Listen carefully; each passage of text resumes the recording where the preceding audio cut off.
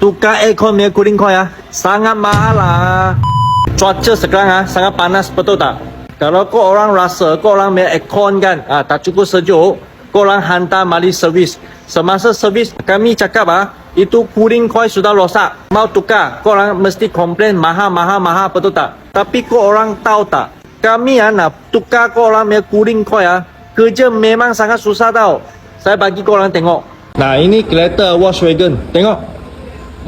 Kalau kami nak tukar itu cooling coil kita satu test port mau buka tau. Selepas buka test port, wiring semua mau buka tau. Bukan senang tau. Selepas buka saya bagi kau orang tengok. Tengok. Ini adalah itu cooling coil dekat sini. Cooling coil dekat sini. Saya mau buka semua habis ini klip mau buka tau. Buka pun mau perlahan-lahan tau. Kalau bukan nanti sudah patah, you claim dekat kami mengapa patah? Tengok kita mau perlahan-lahan buka tau. You rasa ini kerja senang so semasa kau orang marah kami kau orang tengok kami punya kerja dulu. Jangan marah kan.